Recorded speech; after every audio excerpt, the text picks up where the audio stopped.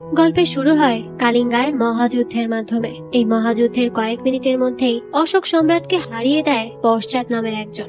মুহূর্তের মধ্যেই সেভাবে সবাইকে শেষ করতে পেরেছে, কারণ তার কাছে রয়েছে এক অদ্ভুত শক্তি। এই অদ্ভুত শক্তি একসাথে কন্ট্রোল করা সম্ভব হয় না, অর্থাৎ কোন একজন ব্যক্তি এই অদ্ভুত শক্তিকে একা কন্ট্রোল করতে পারবে না। এজন্য এই শক্তিকে 9টি গ্রন্থে ভাগ করে তা 9 জন মহাযোদ্ধার কাছে দিয়ে দেওয়া হয়। তারাই এই গ্রন্থগুলোর গার্ড হিসেবে রয়েছে।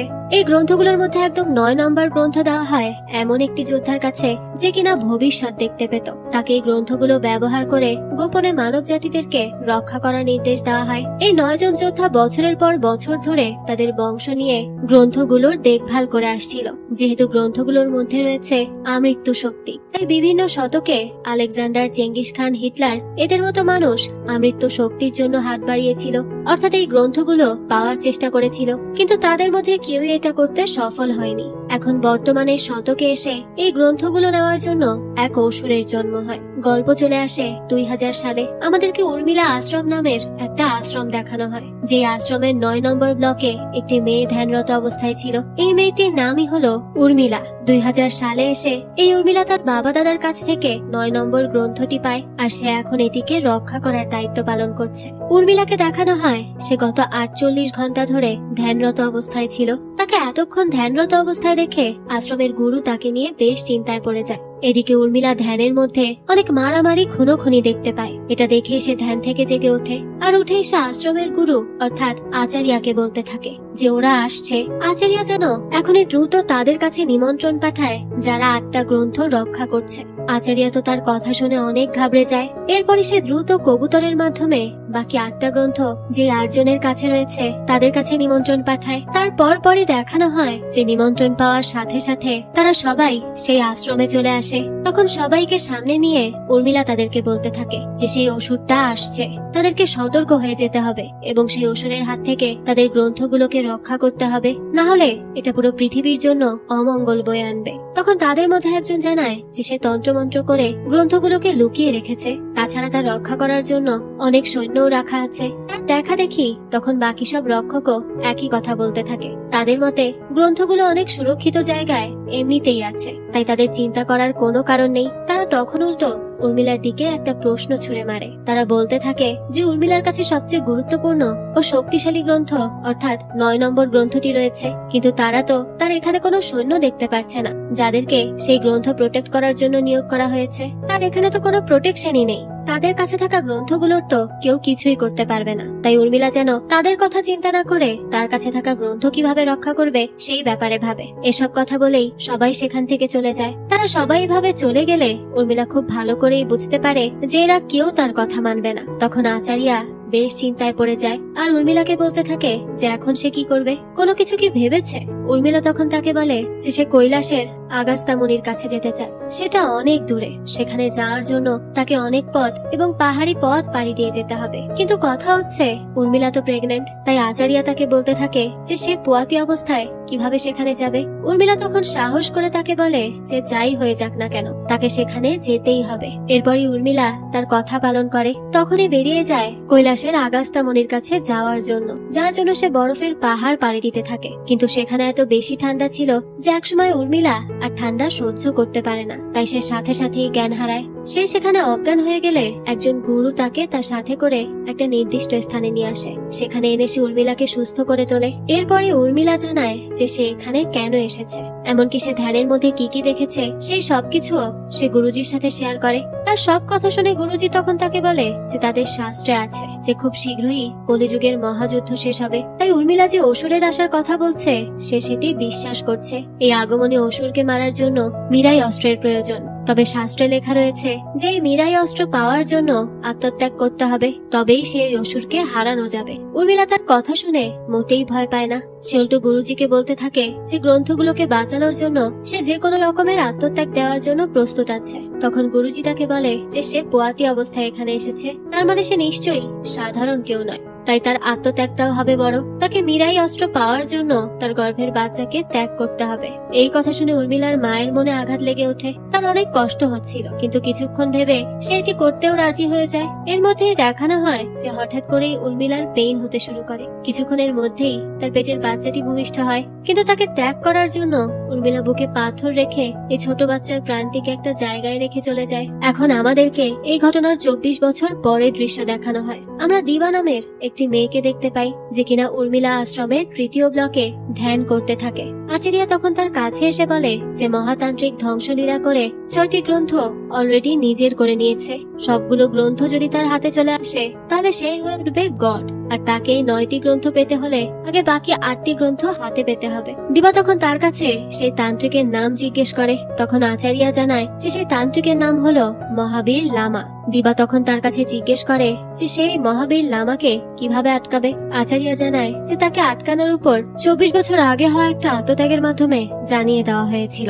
যে আত্মত্যাগ করেছিল সে আচারিয়াকে জানিয়েছিল যে তার ছেলে বিক্রমের বয়স যখন 24 হবে তখন আচারিয়া যেন তাকে আশ্রমে নিয়ে আসে। সেই হবে 9ম গ্রন্থের রক্ষাকারী। এটা জানানোর পরে আচারিয়া আরো বলতে থাকে যে তাদের কাছে মাত্র 3 সপ্তাহ সময় রয়েছে। 3 সপ্তাহ পূরণ হওয়ার আগে তাদেরকে বিক্রমকে খুঁজে বের করতে হবে। দিবা তাই বিক্রমকে খুঁজতে চলে আসে কাশিতে। এখানে বলে দেই যে দিবার মধ্যে রয়েছে মানুষের মন পড়ার শক্তি। তাছাড়া সে যে কারো মাইন্ডে বিভিন্ন কথা ঢুকিয়ে দিতে পারে। তাই সেখানে গিয়েই সে একটি পুলিশ অফিসারের সাথে দেখা করে এবং তার মাথায় ঢুকিয়ে দেয় যে তাকে বিক্রম নামের একটি ছেলেকে খুঁজে বের করতে হবে। তারপর দেখানো হয় সে সেখানে থাকা এক গুরুজির মাইন্ড পড়তে শুরু করে। তার মাথা থেকে সে বিক্রমের কোনো খোঁজ পায় নাকি তার চেষ্টা করছিল। তখন হঠাৎ করেই সেই গুরুজি বলে ওঠে তার মাইন্ড তার পড়তে হবে না, সে যাকে খুঁজছে অর্থাৎ বিক্রম তার কাছেই মানুষ হয়েছে। কিন্তু একদিন একটি তারা দেখে বিক্রম তাকে বলেছিল যে তাকে পূর্ব দিকে যেতে হবে। তাই তখন বিক্রম কলকাতায় চলে যায়। এই ইনফরমেশন পেয়ে দিবা তখন কলকাতা থেকে বিক্রমকে খুঁজতে শুরু করে দেয়। তাকে খোঁজার জন্য সে পূর্ব দিকে থাকা সবগুলো শহর গ্রাম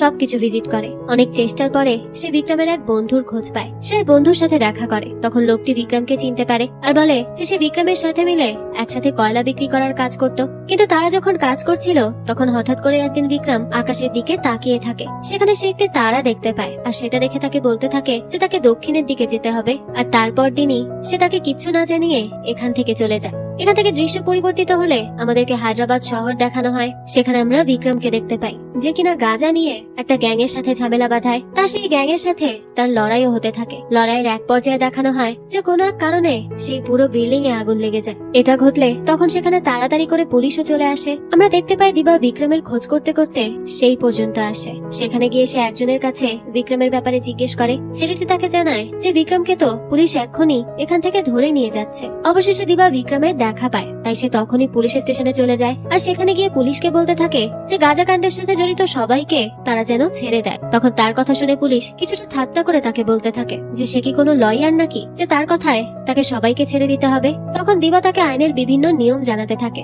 আর সবকিছু বোঝানোর পরে দিবা তাকে বলে যে যদি সে এখন তাদেরকে ছেড়ে না দেয় তাহলে কিছুদিন পরে তাকেই জেলে যেতে হবে। পুরো আইনের নিয়ম জানার পর তো পুলিশগুলো অনেক বেশি ঘাবড়ে যায়। তাই তারা আর কোনো কথা না বাড়িয়ে সবাইকে ছেড়ে দেয়। বিক্রমকে যখন ছেড়ে দেওয়া হচ্ছিল তখন দিবা তার দিকে তাকিয়ে তার মাইন্ড পড়ার চেষ্টা করতে থাকে, কিন্তু কোনো এক কারণে সে বিক্রমের মাইন্ড পড়তে পারছিল না। এরপরে দেখানো হয় তারা পুলিশ স্টেশনের বাইরে গিয়ে দেখা করে। দিবা তাকে জেল থেকে ছাড়া পেতে সাহায্য করেছে, এই জন্য বিক্রম তাকে ধন্যবাদ জানাতে থাকে। কিন্তু তার মনে এই প্রশ্নও ছিল, যাকে সে কখনো জানে না চেনে না, এরকম একটি মেয়ে এসে তাকে কেন বাঁচালো। তখন দিবা তাকে বলতে থাকে যে সে সাধারণ কেউ না, বিক্রম হলো সবচেয়ে শক্তিশালী 9 গ্রন্থের মহাগ্রন্থটার রক্ষাকারী। তাকে সে কাশী, কলকাতা সহ আরো বিভিন্ন জেলায় জেলায় গিয়ে খুঁজেছে, কারণ বিক্রম হলো মহাযোদ্ধা। দিবার মুখে এমন কথা শুনে বিক্রম তার বন্ধুর সাথে মিলে তার কথাগুলো হাসতে হাসতেই উড়িয়ে দেয়। তার কোনো কথাই তার বোধগম্য হচ্ছিল না আর তার কাছে খুবই হাস্যকর লাগছিল। তখন তার শক্তিটা তাকে চিনিয়ে দেওয়ার জন্য দিবা তার দিকে হঠাৎ করেই একটা লোহার শাবল ছুঁড়ে মারে। তৎক্ষণাৎ বিক্রম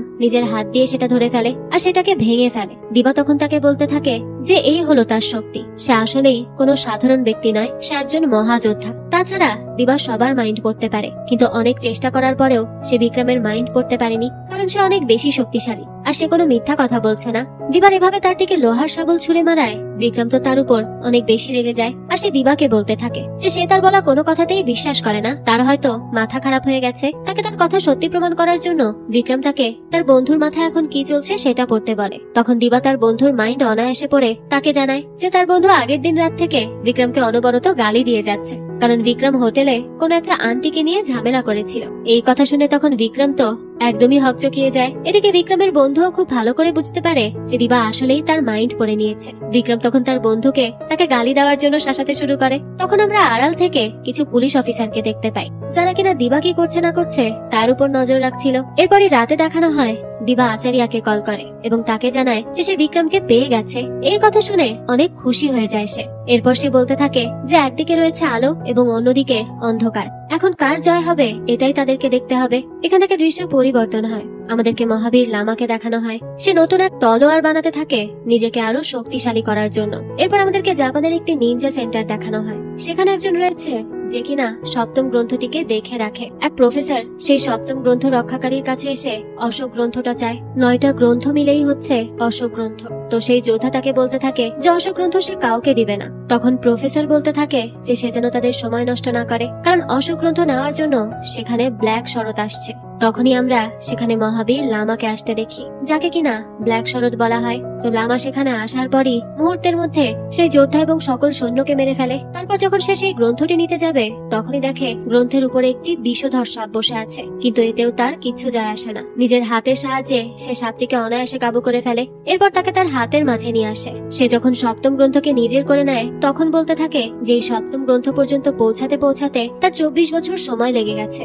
8 নম্বর গ্রন্থটি পাওয়ার জন্য তার কাছে মাত্র 2 সপ্তাহ সময় রয়েছে। এর মধ্যে তাকে সবগুলো গ্রন্থ নিজের করে নিতে হবে। এখান থেকে আবারও দৃশ্য পরিবর্তিত হলে আমাদেরকে বিক্রমকে দেখানো হয়। দিবা গিয়ে বিক্রমের সাথে দেখা করে, কারণ গাজার যেই দলের সাথে সে ঝামেলা বাঁধিয়েছিল তারা আবার ধারালো অস্ত্র নিয়ে বিক্রমকে মারার জন্য আসছিল। তাকে বাঁচানোর জন্যই দিবা তাকে নিয়ে সেখান থেকে অন্য এক জায়গায় চলে আসে। তারা যখন এক জায়গায় লুকিয়ে পড়ে তখন তারা অনেক বেশি কাছাকাছি ছিল। এত কাছাকাছি থাকার কারণে বিক্রম দিবার দিকে নিজের অজান্তেই তাকিয়ে থাকে। তার সৌন্দর্য সে এত কাছ থেকে দেখতে পেয়ে মুগ্ধ হয়ে যায়। তখন দিবাও তার চোখের দিকে তাকায়। এরপর তাকে বলতে থাকে যে সে হয়তো তার মাইন্ড পড়তে পারছে না, কিন্তু তার ফিলিংস গুলো সে পড়ে নিয়েছে। সে যেন এগুলো নিয়ে একদমই আর চিন্তা না করে। বিক্রম তখন তাকে হ্যাঁ জানায়, কিন্তু যখন সে বাসায় চলে আসে তখন দেখানো হয় সে দিবাকে নিয়েই ভাবছে। সে তো দিবার প্রেমে হাবুডুবু খাচ্ছিল। এই ব্যাপার সে তার বন্ধুর সাথেও শেয়ার করে। তার বন্ধু তখন তার কাছ থেকে সবটা শুনে তাকে বলে যে সে যেন পরের বার দিবার সাথে দেখা করে আর তাকে তার মনের ফিলিংস গুলোর কথা পরিষ্কারভাবে জানিয়ে দেয়। তারপর যা হবে দেখা যাবে।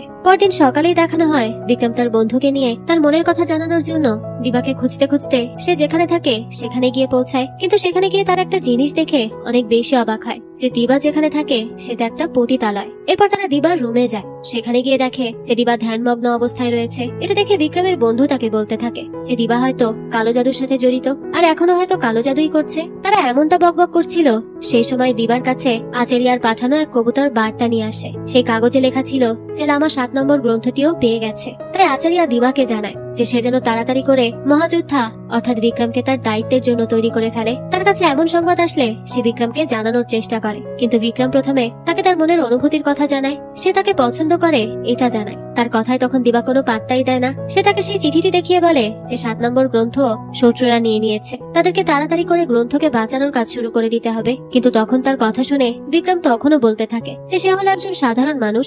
দিবা তখন বিক্রমকে তার মায়ের কথা বলে। সে বলে যে তার নাম কিভাবে বিক্রম হলো এটা তার জানা উচিত। এরপর সে বিক্রমকে তার মায়ের ব্যাপারে বলতে থাকে। সে বলে যে তার মায়ের নাম ছিল উর্মিলা। সবাই তাকে অনেক বেশি শ্রদ্ধা করত, এখনো করে। উর্মিলা ভবিষ্যৎও দেখতে পেত। তারই ছেলে হলো বিক্রম, তাই সে সাধারণ কোনো মানুষ না। এই কথা শুনে বিক্রম ইমোশনাল হয়ে পড়ে। সে দিবাকে বলতে থাকে যে তার কোনো মা নেই। এরপর সে রাস্তায় একটা অনাথ শিশুকে দেখিয়ে বলে যে এই বাচ্চার মতো করেই সে বড় হয়েছে, তাকে একবেলা খাবারের জন্য অনেক বেশি কষ্ট করতে হয়েছে। এখান থেকে দৃশ্য পরিবর্তন হলে আমাদেরকে আবারও লামাকে দেখানো হয়। তার কাছে সেই প্রফেসর আসে এবং জিজ্ঞেস করতে থাকে যে সে সবসময় বাকি 8টা গ্রন্থ নিয়ে কথা বলেছে, কিন্তু 9 নম্বর গ্রন্থ নিয়ে সে কখনো কিছু বলে না কেন। তখন দেখানো হয় লামা উর্মিলার তাকে বলা কথাগুলো মনে করতে থাকে। শেষবারের মতো উর্মিলা তাকে বলেছিল যে সে কখনোই 9 নম্বর গ্রন্থটি পাবে না। তখন এটা মনে করে লামা প্রফেসরকে বলতে থাকে যে সে 9 নম্বর গ্রন্থ নিয়ে কিছু বলেনি, কারণ এই গ্রন্থের বিষয়ে সে তেমন কোনো তথ্যই বের করতে পারেনি। এই গ্রন্থের রক্ষক উর্মিলা তাকে বলেছিল যে সে নাকি কখনোই এই গ্রন্থ হাতে পাবে না। তার মানে উর্মিলা নিশ্চয়ই কোন একটি বুদ্ধি করে রেখে গেছে, তাকে তার সেই বুদ্ধি সম্পর্কে জানতে হবে। এখান থেকে দৃশ্য পরিবর্তিত হলে আমাদেরকে তিব্বতের একটি আশ্রমে নিয়ে যাওয়া হয়। সে আশ্রমের আচারিয়াকে ইয়োগা নামের একজন এসে বলে যে তাকে এখন উর্মিলার আশ্রমে যেতে হবে, তার সেখানে যাওয়ার সময় চলে এসেছে। উর্মিলা সেই আশ্রমের কথা বলার পরপরই ইয়োগা নামের সেই মেয়েটি সেই আশ্রমের আচারিয়াকে মেরে ফেলে। এর থেকেই বোঝা যায় যে এই মেয়েটিও ওই গ্রন্থগুলো পাওয়ার সন্ধানে রয়েছে, অর্থাৎ সে হয়তো মহাবীর লামারই লোক। এরপরে আমরা আবারও বিক্রমকে দেখতে পাই। দিবা আবারও বিক্রমের সাথে দেখা করে আর তাকে বোঝানোর চেষ্টা করে, কিন্তু তখনও বিক্রম তার কোনো কথাই বিশ্বাস করে না এবং তাকে তার নিজের ফিলিংস এর কথাই বলতে থাকে। দিবা তখন তাকে বাইরে নিয়ে আসে আর একটা গাড়ি দেখিয়ে বলে বিক্রম এই গাড়িটা এখানে কবে এনেছে। বিক্রম জানায় এই তো কিছুদিন আগে। তখন দিবা তাকে বলে যে গাড়িটিতে সমস্যা রয়েছে, যদি গাড়ির মালিক আর কিছুদিনের জন্য এই গাড়ি চালাতো তাহলে তার অ্যাক্সিডেন্ট হতো এবং অনেকে মারা যেত। তারপর সে বিক্রমকে আরেকটা বাস দেখায় আর বলে যে বিক্রম যদি এই বাসটা এখানে না আনতো তাহলে বাসটা একটা স্কুল কর্তৃপক্ষ নিয়ে নিত আর তারপর সেখানে অনেক বড় একটা অ্যাক্সিডেন্ট হতো, অনেক ছাত্রছাত্রী মারা যেত। এগুলো বলে দিবা তাকে এটা বোঝানোর চেষ্টা করছিল যে বিক্রমকে এখানে মানুষের কল্যাণের জন্য আনা হয়েছে, তাই সে জেনে না জেনে অনেকভাবে তার পুরো জীবনে মানুষের উপকার করেই এসেছে। বিক্রম তখনও তার কথা শুনে বলে যে এসব কিছুই না, সে ফালতু বকছে। এরপর আমাদেরকে দেখানো হয় যে বিক্রমরা আসলে কি কাজ করে। তারা মূলত বিভিন্ন গাড়ি চুরি করত। তো একদিন যখন তারা একটা প্রাইভেট কার চুরি করছিল, তখন চুরি করার পরে তারা গাড়িটির ডিকির মধ্যে থেকে কিছু আওয়াজ শুনতে পায়। সে যখন সেটা খোলে তখন দেখে যে সেখানে দুই স্কুল পড়ুয়া বাচ্চাকে মুখ বন্ধ করে আটকে রাখা হয়েছে। এটা দেখে তো বিক্রমের পুরো মাথায় ঘুরে যায়। দিবার কথাই তার মানে সত্যি হচ্ছে, নিজের অজান্তে সে বাচ্চা দুটোকে কিডন্যাপ হওয়া থেকে রক্ষা করে ফেলেছে। সে আসলেই মানুষের কল্যাণ করছে। দিবা তখন বিক্রমকে বলতে থাকে যে সে কি এখনো বুঝতে পারছে না যে তার শক্তি কতটুকু আর তাকে উপর থেকেই মানবজাতির রক্ষা করার জন্য পাঠানো হয়েছে। বিক্রম তখন চুপ করে শুয়ে পড়ে আর দিবাকে বলে যে সে যেন তাকে পুরো বিষয়টা বুঝিয়ে বলে। দিবা তখন তাকে অশোক গ্রন্থের সম্পর্কে জানায়। সে তাকে বলে যেরকম 9টি গ্রন্থ রয়েছে, প্রত্যেকটি গ্রন্থ একসাথে যার কাছে থাকবে সে গডে পরিণত হবে আর তার জন্য অনেক মানুষ মারা যাবে। অলরেডি তাদের সেই শত্রু 9টি গ্রন্থের 7টি গ্রন্থ তাদের রক্ষাকারীদের কাছ থেকে ছিনিয়ে নিয়েছে। সবগুলো গ্রন্থের মধ্যে নবম এবং সবচেয়ে শক্তিশালী গ্রন্থটি রক্ষা করার দায়িত্ব বিক্রমের উপর এসে পড়েছে। তাই তাকে এখন তার সাথে মীরাইয়ের খোঁজে যেতে হবে। মীরাই হলো একটা শক্তিশালী অস্ত্র। তাই সবকিছু শোনার পরে বিক্রম দিবার কাছে জিজ্ঞেস করে যে সে ওই মীরাই পর্যন্ত কিভাবে যাবে। দিবা বিক্রমকে বলে যে সে যেন তার মা উর্মিলাকে স্মরণ করার চেষ্টা করে, সেই তাকে পথ জানিয়ে দিবে। সে তখন তাকে তার মাকে দেখার জন্য মাতৃমুদ্রা নামের এক ধরনের হাতের ব্যবহার দেখিয়ে দেয়। বিক্রম তখন তার কথা মতো করলে তার মা উর্মিলা তাকে তার গর্ভে থাকা অবস্থায় কি কি বলেছিল সবকিছু শুনতে পায়। তার মা তাকে বলেছিল যে তাকে নবম গ্রন্থ রক্ষা করতে হবে আর এর জন্য তাকে আসতে হবে সেই মীরাই পর্যন্ত। আর এরপর তাদের একসাথে কোথায় দেখা হবে এই বিষয়েও সে জানায়। মায়ের বলা এসব কথা শুনতে পেরে বিক্রম তো একদমই স্তব্ধ হয়ে যায়। তার নাক দিয়ে তখন রক্ত বেরিয়ে আসে আর চোখ দিয়ে জল। অন্যদিকে দেখানো হয় দিবা অনেক বেশি খুশি হয়। সে আচারিয়াকে চিঠির মাধ্যমে এই ব্যাপারে সবটা জানিয়ে দেয়। এদিকে দেখানো হয় বিক্রম তার মায়ের কথা আবারও শুনতে চায়, কিন্তু এটা করতে তার অনেক বেশি কষ্ট হয়েছিল। এই জন্য মাতৃমুদ্রা ব্যবহার করার তার আর সাহস হচ্ছিল না। এখান থেকে দৃশ্য পরিবর্তিত হলে আমাদেরকে মরক্কোতে নিয়ে যাওয়া হয়। সেখানে প্রফেসর এবং লামা অষ্টম গ্রন্থের খোঁজ পায়। প্রফেসর তার গবেষণায় দেখতে পায় যে হঠাৎ করে মরক্কোর এক পাহাড় উধাও হয়ে গেছে। এটা কোনো সাধারণ মানুষ কিংবা যন্ত্রের মাধ্যমে সম্ভব নয়, তাহলে নিশ্চয়ই অষ্টম গ্রন্থ এখানে রয়েছে। তাই তারা চলে আসে মরক্কোতে। এরপর সরাসরি গ্রন্থ রক্ষাকারীদের কাছ থেকে গ্রন্থটি চায় লামা। সেই রক্ষাকারী তখন সৈন্যদের লামার উপর হামলা করার নির্দেশ দেয়। সবাই অদ্ভুত যন্ত্র নিয়ে লামার মুখোমুখি হয়। রক্ষাকারী তখন লামাকে বলতে থাকে যে সে এখানে গ্রন্থ নিতে যখন এসেই পড়েছে তখন তাকে মারা যেতে হবে। এখানকার সৈন্যদের সাথে লামা প্রথমে পেরে উঠছিল না। এরপরই সে তার তলোয়ার এবং পাশে একটি ঢাল বানিয়ে তার লড়াই শুরু করে দেয়। এবার আর সৈন্যরা লামার সাথে পেরে উঠছিল না। তাদের হার নিশ্চিত বুঝে সে রক্ষাকারী গ্রন্থটি তুলে নিয়ে সেখান থেকে অন্য কোথাও চলে যেতে চায়, কিন্তু তখন লামা তাকে দেখে ফেলে এবং তার হাত কেটে দেয়। তার থেকে গ্রন্থটিও নিয়ে নেয়। এভাবে অষ্টম গ্রন্থের শক্তি তার কাছে চলে আসে। সে তখন নিজের জন্য একটি সিংহাসন বানিয়ে ফেলে। নিজেকে সে মনে করতে থাকে সকল ক্ষমতার অধিকারী। তখন প্রফেসর সেখানে থাকা সব মানুষগুলোকে ভয় দেখিয়ে লামার আনুগত্য করতে বলে। সবাই তখন জীবনের ভয়ে তাই করে। দৃশ্যের পর এখান থেকে নিয়ে আসা হয় উর্মিলা আশ্রমে, যেখানে সেই মেয়ে ইয়োকা পৌঁছে যায় এবং সে আচারিয়ার সাথে দেখা করে তার কাছে নবম গ্রন্থটি চায়। আচারিয়া তাকে বলে যে এই গ্রন্থ সে কখনোই পাবে না, তাছাড়া তার আর মৃত্যুর ভয় নেই। সেই সময় দিবার পাঠানো চিঠি কবুতরের মাধ্যমে আচারিয়ার কাছে এসে পৌঁছায়। সেটা ইয়োকা দেখে ফেলে। চিরকুটটি পরেই ইয়োকা বলতে থাকে যে ডেস্টিনি তাকে খুঁজে নিয়েছে। আচারিয়া তখন আবারও তাকে বলে যে তাতে কোনোই লাভ হবে না। সে যদি তাকে মেরেই পুরো আশ্রমও জ্বালিয়ে দেয় তবুও সে নবম গ্রন্থ পাবে না। এসব কথা শুনে ইয়োকা আচারিয়াকে মেরে ফেলে। এরপরই আশ্রমে আগুন লাগিয়ে দেয়। তারপর যে কবুতরের মাধ্যমে তারা বার্তা আদান প্রদান করত সেই কবুতরের পায়ে সে ট্র্যাকার লাগিয়ে দেয়। এই পর্যায়ে আমাদেরকে আবারও বিক্রমকে দেখানো হয়। সে একজন অসহায় মহিলার তার কাছ থেকে কোনো টাকা না নিয়ে তার একটি কাজ করে দেয়। এটা দেখে তার বন্ধুরা তাকে বলে যে যেদিন থেকে সে ওই মেয়েটির কথা বিশ্বাস করছে এবং তার মায়ের কথা ভাবছে, সেদিন থেকেই সে যেন কেমন অন্যরকম হয়ে গেছে। এভাবে টাকা ছাড়া মানুষের কাজ কেন করে দিচ্ছে সে? তখন বিক্রম তাদেরকে তার মায়ের কথা এভাবে বলতে মানা করে। তার মুখ থেকে এমন কথা শুনে এবং তার আচরণের এত পরিবর্তন দেখে তার দুজন বন্ধু গোপনে বলতে থাকে যে তাদেরকে দিবাকে কোনোভাবে এখান থেকে সরাতে হবে, তা না হলে তাদের ব্যবসায় লাল বাতি জ্বলে যাবে। তারা তখন দিবার সাথে এ ব্যাপারে কথা বলার জন্য তার কাছে যায়। তারা গিয়ে তাকে এখান থেকে চলে যেতে বলে। তখন দেখানো হয় সেই কবুতরটি দিবার কাছে চলে আসে। দিবা কবুতরের পায়ে লাগা রক্ত আর ট্র্যাকার দেখে বুঝতে পেরে যায় যে আচারিয়ার সাথে কি হয়েছে। তাই সে বলতে থাকে যে অনেক মানুষ অলরেডি মারা গেছে, সে তাদের দিকে এগিয়ে আসছে, তাকে এখন বিক্রমের কাছে যেতে হবে। এদিকে আমাদেরকে পুলিশকে দেখানো হয়। তারা দিবার উপর সন্দেহ করছিল, এই জন্য তার সাথে আগে থেকেই রেকর্ডার লাগিয়ে রেখেছিল। তাই যখন তারা রেকর্ডারের মাধ্যমে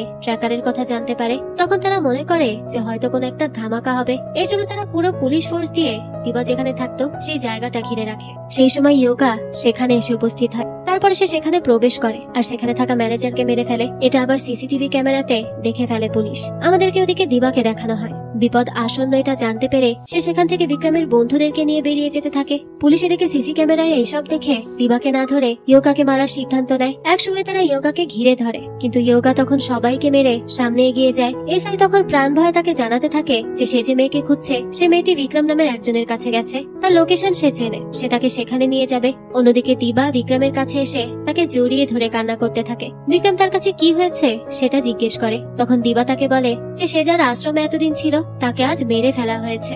এই দুনিয়ায় আপন বলতে তার আর কেউ রইল না, একমাত্র বিক্রম ছাড়া। কিন্তু শত্রুরা এখন দিবাকেও মেরে ফেলার পরিকল্পনা করেছে। তারা এখানে অলরেডি তাকে মারতে চলে আসে। এর মধ্যে ইয়োগাকে দেখানো হয় সে বিক্রমের আস্তানায় চলে এসেছে। দিবা তখন সামনে এগোলে তার সামনে ঢাল হয়ে দাঁড়ায় বিক্রম। লড়াই শুরু হয় বিক্রম আর ইয়োগার। বিক্রম তখন প্রচুর মার খেতে থাকলে দিবা হাতে ছুরি নিয়ে ইয়োগাকে বলতে থাকে যে সে যদি বিক্রমকে এখনই ছেড়ে না দেয় তাহলে সে আত্মহনন করবে, আর সে যদি আত্মহনন করে নেয় তাহলে ইয়োগা নবম গ্রন্থের কথা কখনো জানতেই পারবে না, কারণ নবম গ্রন্থটা এখন কোথায় রয়েছে তা একমাত্র দিবা জানে। এই কথা শুনে ইয়োগা তৎক্ষণাৎ বিক্রমকে ছেড়ে দেয়। এরপর দিবাকে তার সাথে হেলিকপ্টারে করে নিয়ে যেতে থাকে। আহত অবস্থায় বিক্রম এটা হতে দেখে ফেলে। সে তখন কি করবে বুঝতে না পেরে মাতৃমুদ্রা করে। মা উর্মিলার কথা সে আবারও শুনতে পায়। গর্ভে থাকা অবস্থায় তার মা তাকে বলেছে এই গ্রন্থটা তাকে রক্ষা করতে হবে। কৈলাসের গুরু উর্মিলার গর্ভকালীন সময়ে তাকে একটা শক্তি দেয়, যেটা মূলত সেই মীরাই অস্ত্র যেখানে রয়েছে সেখানকার ম্যাপ। গুরুজি তার সাথে সাথে তাকে জানিয়েছিল যে সঠিক সময়ে এই ম্যাপ তার ছেলের বুকে ভেসে উঠবে।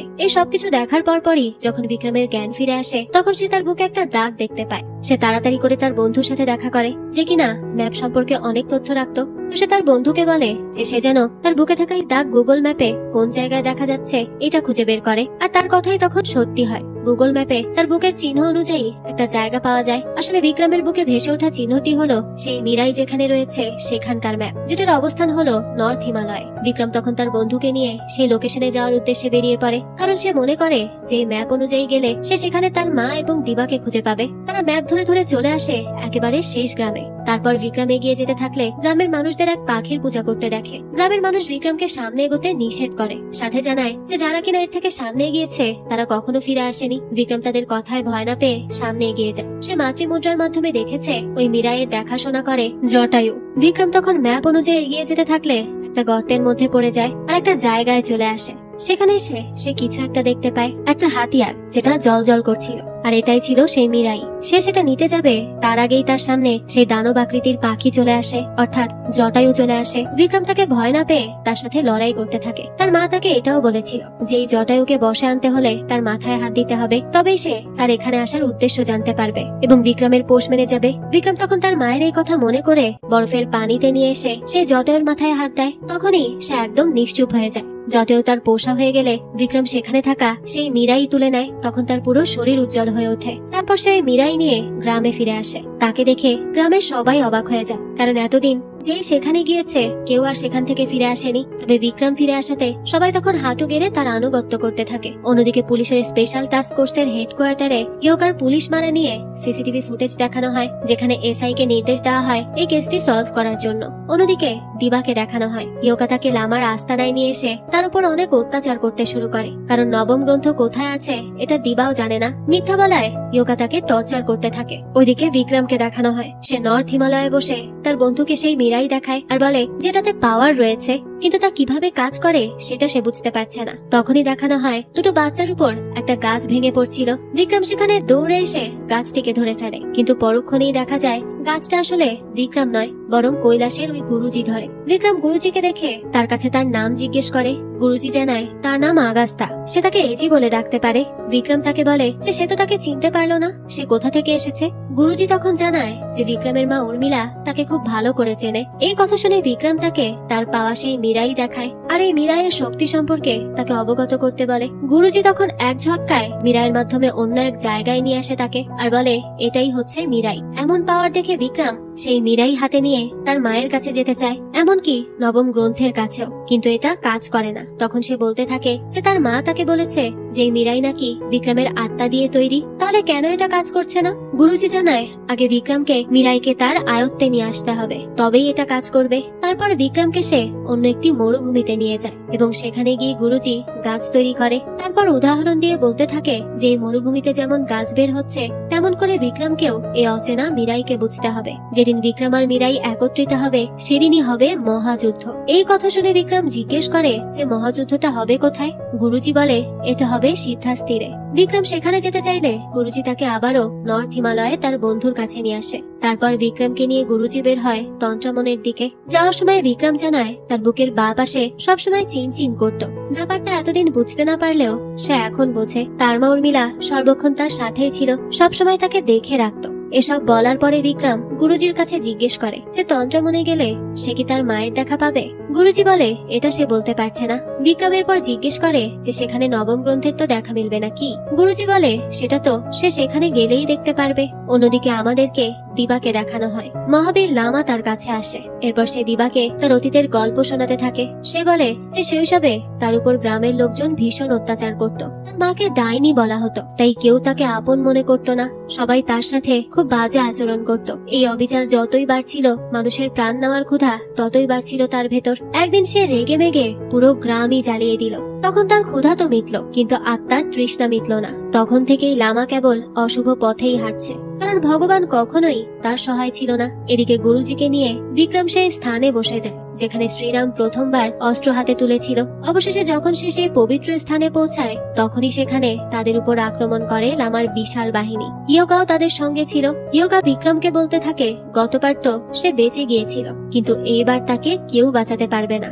সবাই মিলে তখন বিক্রমের উপর ঝাঁপিয়ে পড়ে। বিক্রম একা তাদেরকে মোকাবেলা করতে পারছিল না, কারণ শত্রুর সংখ্যা ছিল অনেক বেশি। তখন হঠাৎই তার মনে পড়ে যায় কিছু কথা। সে অস্ত্রটি হাতে নিয়ে উচ্চারণ করে আমার মায়ের উদ্দেশ্যই আমার উদ্দেশ্য। এই কথা বলার সাথে সাথেই এক ভয়াবহ বিস্ফোরণ ঘটে। অস্ত্রটি তখন আর সাধারণ কোনো অস্ত্র থাকে না, সেটা এখন এক মহা শক্তিশালী অস্ত্রে পরিণত হয়েছে। তার এক আঘাতেই মানুষের প্রাণ শেষ হয়ে যাচ্ছিল। ফলে বিক্রম খুব সহজেই শত্রুদেরকে হত্যা করতে লাগলো। এটা দেখে ইয়োগা দিবাকে গুরুতরভাবে আহত করে বিক্রমের উপর ঝাঁপিয়ে পড়ে, কিন্তু শেষে বিক্রম ইয়োগাকেও মেরে ফেলে। দিবার অবস্থা তখন ছিল ভীষণ খারাপ। তবে বিক্রমের অস্ত্রটি যখন তার আহত অংশের সংস্পর্শে আসে, তখন সে একেবারেই সুস্থ হয়ে যায়। এটা দেখে বিক্রম খুব ভালো করেই বুঝতে পারে যে এই মিরাই অস্ত্র কোনো সাধারণ অস্ত্র নয়, বরং অনেক বেশি শক্তিধর। বিক্রমের পর দিবার কাছে নবম গ্রন্থ কোথায় আছে সেটা জিজ্ঞেস করে। তখন দিবা জানায় যে তখন সে তাকে বাঁচানোর জন্য মিথ্যা কথা বলেছিল। আসলে সে নিজেও জানে না যে সেই নবম গ্রন্থ কোথায় রয়েছে। তখন বিক্রমের মনে পড়ে গুরুজি তাকে বলেছিল যে নবম গ্রন্থ পেতে হলে তাকে যেতে হবে সেই স্থানে, যে স্থানে প্রথম গ্রন্থ রাখা হয়েছিল, অর্থাৎ কামাখ্যায়। কামাখ্যায় অঘরীরা থাকে, যাদের রয়েছে অদ্ভুত তান্ত্রিক শক্তি। তাই তারা কামাখ্যায় পৌঁছে যায়, কিন্তু সেখানে প্রচন্ড নিরাপত্তার কারণে সেখানকার অঘরী বাবার সাথে দেখা করা যাচ্ছিল না। তবে বিক্রম তার অস্ত্রের মাধ্যমে সরাসরি বাবার কাছে পৌঁছে যায়। অঘরী বাবা তখনই বিক্রমকে দেখে বলে যে এই বিপদকে মোকাবেলা করতে পারবে কেবল একজন মানুষ, আর তার হাতে থাকবে মিরাই। সেই মানুষ হলো বিক্রম নিজে, আর বিক্রমই উর্মিলার সন্তান। এরপর অঘরী বাবা বিক্রমকে অতীতের একটি কাহিনী শোনায়। তিনি বলেন কামাখ্যায় এমন অনেকেই ছিল যারা কিনা কালো জাদুর সাধনা করত। সে সবার চেয়ে শক্তিশালী ছিল। একদিন একটি গ্রাম আগুনে জ্বলছিল, আর গ্রামের বাইরে সে একটি অসহায় শিশুকে পায়। তাই সে তাকে কামাখ্যায় নিয়ে আসে এবং তাকে তার ক্ষমতা শেখায়। তার ভেতরেও শক্তিশালী তান্ত্রিক ক্ষমতা তৈরি হয়। সে তাদের মতোই সবকিছু করতে পারত। এরপর সময় এলো প্রথম গ্রন্থের রক্ষক নির্বাচনের। তার নিজের ছেলেও ছিল প্রচুর শক্তিশালী। তার আর সেই পালক ছেলের মধ্যে তখন পরীক্ষা হলো, কিন্তু দেখা গেল সে যেই পালক শিশুটিকে তার এখানে এনেছিল সে আসলে তার ভুল নির্বাচন। তার শক্তি মানুষকে বাঁচানোর চেয়ে হত্যার দিকে বেশি ছিল, তাই সে নিজের ছেলেকেই বেছে নিল। কিন্তু সেই পালক ছেলেটি তা মেনে নিতে পারলো না। সে তখন এক জাদুকরী সূত্র সবাইকে বেঁধে দেয়, যার হাতেই সেই সূত্র বাঁধা সে সহজেই নিয়ন্ত্রিত হচ্ছিল। এমনকি ছেলেটি তাকেও তার জাদুতে বন্দী করে ফেলে। সবাই তখন মৃত্যুর মুখে পড়ে যায়। তখনই সেখানে উর্মিলার আগমন ঘটে। উর্মিলা এক প্রতিরক্ষা বলয় তৈরি করে সেই সূত্র নিজের হাতে তুলে নেয় এবং জ্বালিয়ে দেয়। এতে সে নিজেকেও অগ্নিতে সমর্পণ করে। এই আত্মবলিদান সে দিল যাতে করে গ্রামের মানুষ বাঁচতে পারে এবং সেই শিশু ছেলেটির জাদু থেকে মুক্ত হতে পারে। উর্মিলা তখন ভবিষ্যৎবাণী করেছিল এই শিশু একদিন সব গ্রন্থ দখল করে নিবে, কিন্তু যখন তার দৃষ্টি নবম গ্রন্থে পড়বে তখনই তার ধ্বংস নিশ্চিত। এই কথা শুনে সেই শিশুটি পালিয়ে যায়, আর আমরা জানতে পারি সেই শিশুটিই হলো মহাবীর লামা। উর্মিলার আত্মবলিদানের পরে গ্রাম বেঁচে যায়। তখন থেকেই গ্রামে এক ঐশ্বরিক জ্যোতি জ্বলছে, যা উর্মিলার প্রতীক। বিক্রম সেই জ্যোতির সামনে দাঁড়িয়ে বলে সংকল্পের জন্য তার মা তার সন্তানকে ত্যাগ করেছে, মানুষকে রক্ষা করতে সে নিজেকে উৎসর্গ করেছে। তার এই বলিদান বৃথা যাবে না। সে শপথ করছে যে সে সব গ্রন্থ সে যোগ্য স্থানে ফিরিয়ে দিবে। তারপর আধ্যাত্মিক অবস্থায় প্রবেশ করে বিক্রম সেই স্থানে পৌঁছায় যেখানে নবম গ্রন্থ রাখা ছিল। সে তা তুলে নেয় এবং সেখান থেকে নিয়ে যেতে উদ্যত হয়।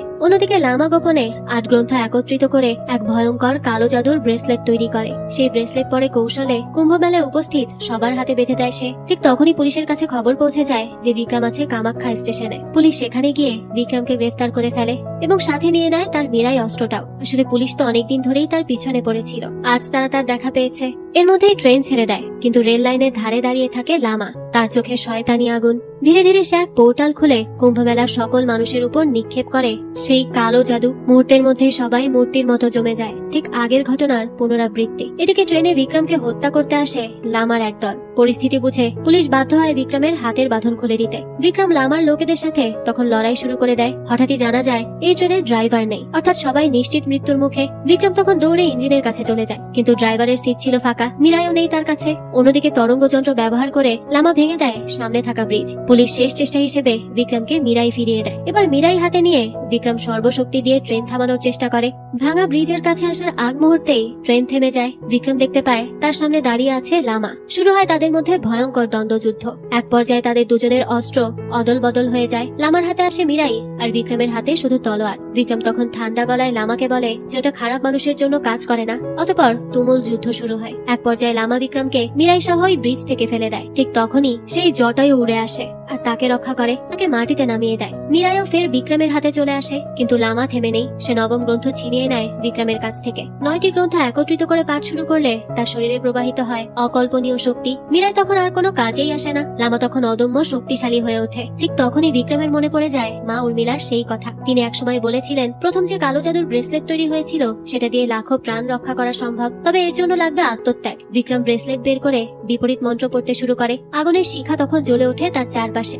এরপরই ফ্ল্যাশব্যাকে দেখা যায় গুরুজি বলেছিল এই যুদ্ধের মাঝে একদিন বিক্রম মৃত্যুকে আলিঙ্গন করবে আর তখনই প্রকৃতি তার পাশে দাঁড়াবে। সেই সাথে প্রকাশ পায় মিরাই কোনো সাধারণ অস্ত্র নয়, এটি আসলে শ্রীরামের ধনুক থেকে তৈরি। দৃশ্য আবারও বর্তমানে ফিরে আসে। ঝড় বৃষ্টি শুরু হয়ে যায়। দেখা যায় আগুন নিভে যায়, কিন্তু বিক্রমের হাতে থাকা মিরাই ধনুকে রূপান্তরিত হয়। তার ইশারায় তৈরি হয় এক আগুনের তীর। বিক্রম লামার দিকে তাক করে তখন বলে এটাই ইতিহাস, এটাই ভবিষ্যৎ, আর এটাই মিরাই। এরপরই ধনুক থেকে ছুটে যায় তীর। সেটা গিয়ে লাগে লামার গায়ে। মুহূর্তেই ধ্বংস হয় কালো জাদুর তন্ত্রমন্ত্র। কুম্ভমেলার মানুষেরাও স্বাভাবিক অবস্থায় ফিরে আসে। আকাশে ভেসে ওঠে তখন ধনুকের প্রতীক। সবাই তখন তাদের ঈশ্বরকে স্মরণ করে। আর এভাবেই এই মিরাই গল্পের ঘটে এক মহাকাব্যিক সমাপ্তি।